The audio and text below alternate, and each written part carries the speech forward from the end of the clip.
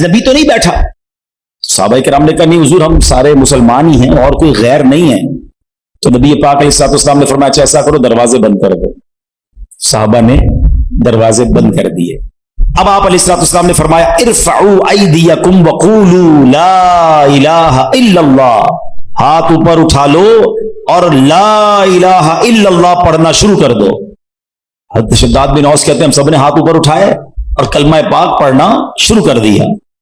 کچھ دیر اسی طرح ہم ذکر کرتے رہے, نبی پاک ذکر کرواتے رہے, اور اس کے بعد مالک جنت قاسم نعمت صلی اللہ تعالی علیہ وسلم نے خوشخبری سناتے ہوئے فرمایا ابشروا فإن اللہ قد غفر لکم, تمہیں بشارت ہو کہ بے شک اللہ پاک نے تمہیں بخش دیا ہے.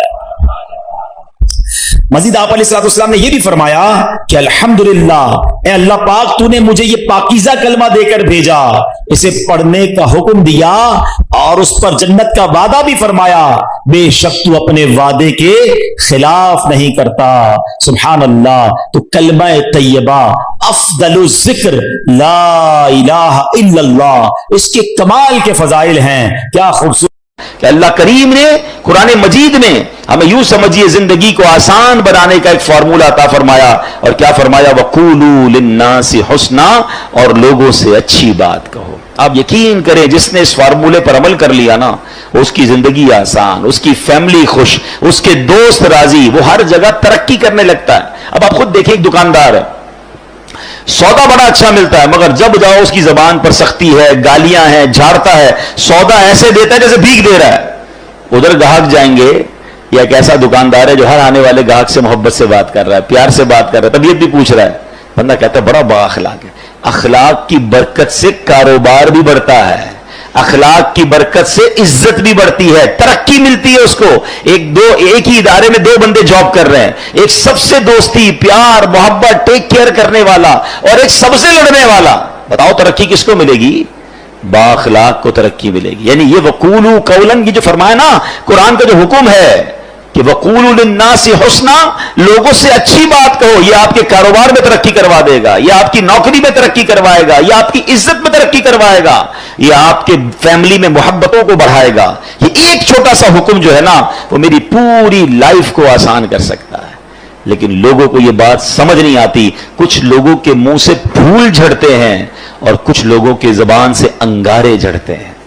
انہیں احساس نہیں ہو رہا کہ میں کتنوں کا دل توڑ رہا ہوں, کتنوں کو تکلیف پہنچا رہا ہوں. کاش یہ بات ہمیں سمجھ آ جائے. میرے پیارے اسلامی بھائیوں, اب ایک اور واقعہ سنیے. نبی پاک کے سمجھانے کا انداز, ایک ہمارے سمجھانے کا انداز. پتہ نہیں ہے نماز کیسے پڑھتے ہیں, پتہ نہیں ہے تلاوت کیسے کرتے ہیں, پتہ نہیں مسجد کا ادب کیا ہے, ایسے ڈانٹ کے سمجھائیں گے کہ بندہ پہلے ڈر جائے.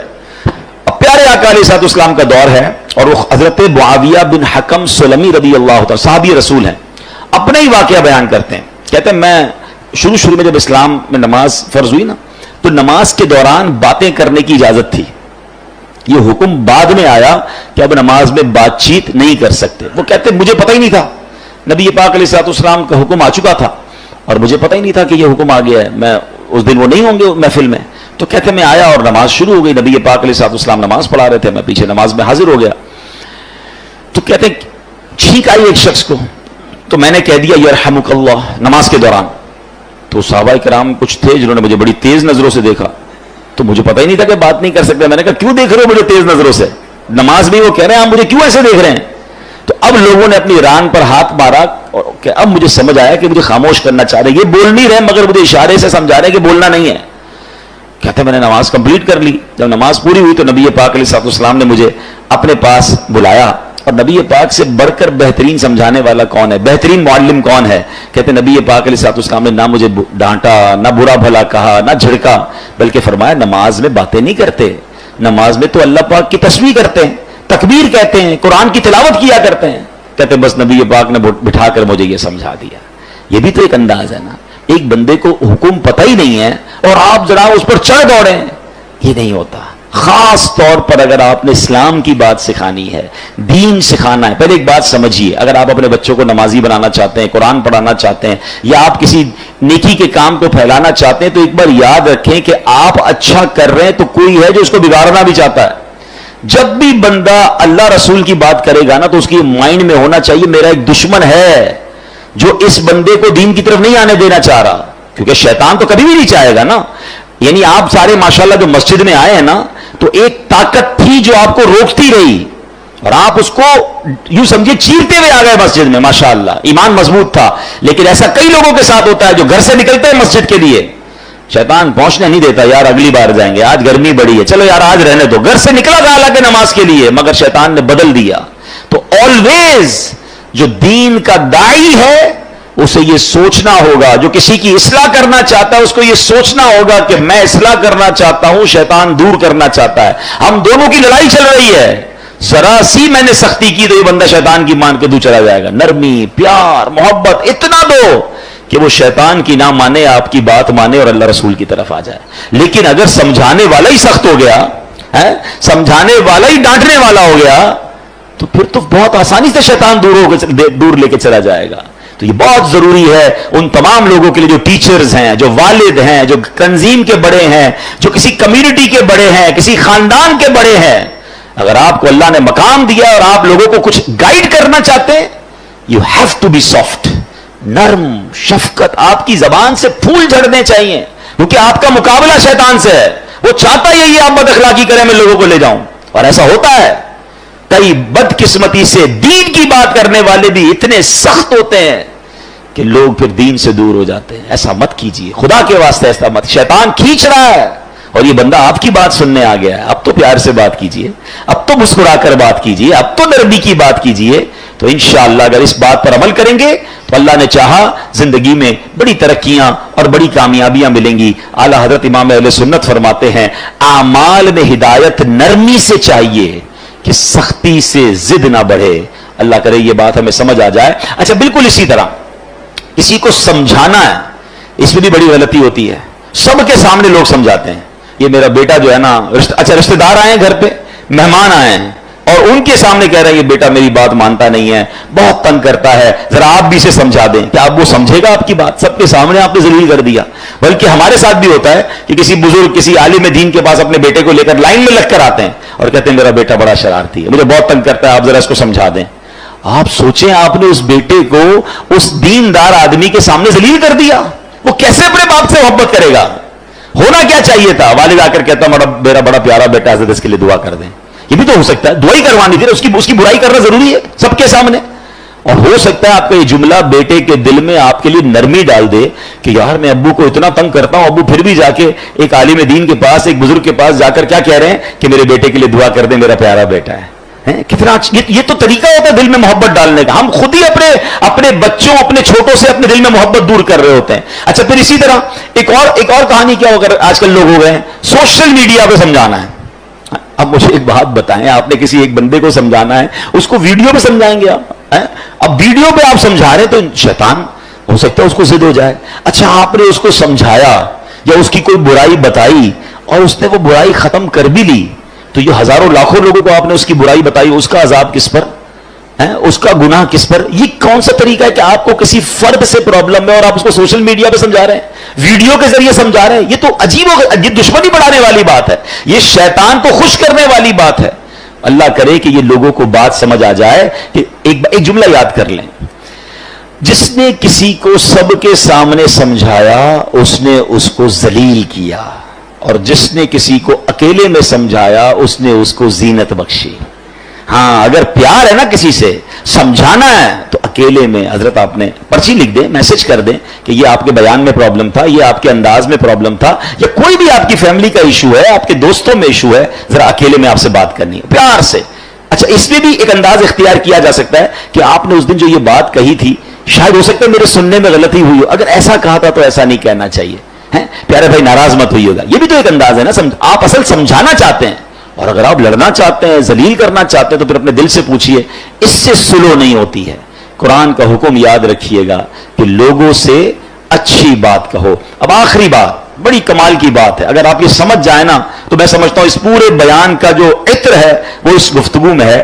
کہ علامہ قرطبی رحمۃ اللہ تعالی علیہ فرماتے ہیں, سمجھانے والا دنیا میں کوئی بھی ہو, آج کے دور میں کوئی حضرت موسیٰ اور حضرت ہارون سے افضل نہیں ہو سکتا. اللہ کے نبی ہے نا, اور جسے سمجھایا جائے وہ کتنا ہی بڑا گناہگار کیوں نہ ہو, وہ فرعون سے بڑا گناہگار نہیں ہو سکتا. بات سمجھ آ رہی ہے؟ یعنی آج اگر کسی کے ساتھ آپ کو پرابلم ہے، کتنا ہی اس نے آپ کو کیوں نہ ستایا ہو، کتنا ہی وہ غلط آدمی کیوں نہ ہو، گناہوں میں وہ فرعون سے بڑھ نہیں سکتا. اور ہم میں سے سمجھانے والا کوئی بھی حضرت موسیٰ اور حضرت ہارون سے بڑھ نہیں سکتا. دو ایکسٹریم ہو گئی نا، سمجھانے والا بھی ٹاپ پہ ہے اور گناہگار بھی سب سے بڑا ہے. مگر جب حضرت موسیٰ اور حضرت ہارون فرعون کے پاس جا رہے تھے تو اللہ کریم نے کیا انہیں ارشاد فرمایا تھا؟ فَقُولَا لَهُ قَوْلًا لَيِّنًا، تو تم اس سے نرم بات کہنا. قرآن حضرت موسیٰ حضرت ہارون کو کہہ رہا ہے کس سے نرم بات کرنا؟ فرعون سے. یار کسی فرعون سے بڑے گناہگار سے مل لیا آپ نے جو اس سے سختی کر رہے ہو. سمجھیے، یا حضرت موسیٰ سے زیادہ اچھا سمجھانا آتا ہے آپ کو. اتنی دو ایکسٹریم مل رہی تھی، مگر آرڈر کیا تھا کہ نرمی سے بات کرنی ہے، پیار سے بات کرنی ہے. اللہ اکبر. اب یہ بات آپ سمجھ لیں، اگر آپ سمجھانا چاہتے ہیں یہ سختی سے نہیں ہو سکتا. آپ لڑنا چاہتے ہیں پھر وہ آپ کی مرضی ہے، وہ پھر آپ اللہ کو جواب دیں کہ آپ لڑائی جھگڑے والے ہیں. اگر آپ کے مائنڈ سیٹ میں یہ کہ یار اس بندے کی غلطی دور کرنی ہے یا اس کو ٹھیک کرنا ہے، اس کی تربیت کرنی ہے، آئندہ یہ نہ کرے، تو یہ کام نرمی سے ہوگا. سختی سے بگڑنے کا چانس ہے، دشمنیاں ہو جاتی ہیں. وہ ایک بات ہے نا کہ ایک بندہ کہیں جا رہا تھا، سر پہ اس کے کانچ کی چوڑیاں تھیں اور اس کا پورا ایک گٹھڑ تھا. تو ایک پولیس والا آیا کوتوال اور اس نے آ کر ڈنڈا مارا اس میں. کہ بتاؤ اس میں کیا ہے؟ کہتا صاحب تھوڑی دیر پہلے تو چوڑیاں تھیں، اب تو کچھ بھی نہیں ہے. یعنی آپ ڈنڈا مار کر پوچھ رہے ہیں تو ٹوٹ گیا جو آپ پوچھنا چاہ رہے تھے، وہ تو چورا چورا ہو گیا. تو ہم بھی بعضوں کا ڈنڈا مار کے جو ہے نا سیدھا کرنا چاہ رہے ہوتے ہیں. کہتے نا پہلے مٹکے میں سوراخ کر دو، اب جتنا پانی ڈالنا ہے تو پانی نے لیک ہی ہو جانا ہے، پانی بھرنا نہیں ہے. اب آپ ڈالے جائیں پانی، اب آپ سمجھاتے جائیں. پہلے تو سوراخ کر دیا آپ نے، کسی کو گالی دے کر ڈانٹ کر ذلیل کر اب بٹھا کے سمجھا رہے ہیں. آپ اس کے مٹکے میں سوراخ کر چکے ہیں، اب ڈالے جائیں، وہ نکل رہا ہے، جو بھی ڈال رہے وہ نکل رہا ہے. تو کاش یہ بات سمجھ آ جائے کہ ہے فلاح و کامرانی، نرمیوں آسانی میں ہر بنا کام بگڑ جاتا ہے نادانی میں. صدقہ خیرات کی بات ہم بہت ساری کرتے ہیں، ٹھیک ہے. آج آپ کو ایک کمال کا صدقہ بتاتا ہوں، 1 روپیہ بھی خرچ نہیں ہوگا. غریب لوگ ذرا اور غور سے سن لیں، امیر بھی سنیں، کیونکہ امیر بھی کون سا روز خرچ کرتے ہیں، ٹھیک ہے نا. یہ بغیر خرچے کا صدقہ ہے. اللہ کے حبیب علیہ الصلوۃ والسلام فرماتے ہیں اچھی بات صدقہ ہے. ہائے ہائے، یعنی صرف مال سے صدقہ نہیں ہوتا، بلکہ ہر معمولی چھوٹی سے چھوٹی نیکی بھی اگر اخلاص کے ساتھ کی جائے تو اس پر صدقے کا ثواب ملتا ہے. حتیٰ کہ مسلمان بھائی سے میٹھی اور نرم باتیں کرنا بھی صدقہ ہے. تو یہ صدقہ تو روز کیا کرے نا بھائی، بغیر پیسے خرچ کیے ثواب مل ہی جائے گا. میٹر چل رہا ہے. اور اب میں آخری جملہ کہہ کر اپنی بات کو ختم کرتا ہوں. جو عاشقان رسول ہیں، جو نبی پاک سے محبت کرتے ہیں، اس میں اس حدیث میں ان کے لیے ڈر بھی ہے اور ان کے لیے خوشخبری بھی ہے. اللہ کے رسول علیہ الصلوۃ والسلام فرماتے ہیں کہ بے شک تم میں سے مجھے سب سے زیادہ پیارے، سنو آقا فرمانے تم میں سے سب سے زیادہ پیارے اور قیامت کے دن میرے نزدیک ترین وہ لوگ ہوں گے. اب مجھے بتائیں، میں آگے بندہ نہ بتاؤں کون ہے، انعام کیسا ہے. قیامت میں آقا کے سب سے قریب اور نبی پاک فرمائے میرے لیے سب سے زیادہ پیارے. سچی بات یہ میں اگلی جملہ نہ بھی کہوں نا تو ہم سب نے یہ سودا کر لینا چاہیے کہ وہ جو بھی کام ہے میں نے کرنا ہے. میری ساری زندگی ایک طرف، اگر میں نبی پاک کا پیارا ہو گیا اور قیامت کے دن پیارے آقا کے سب سے قریب ہو گیا تو پھر یہ کام کیوں نہ کروں. اب وہ کام کیا ہے؟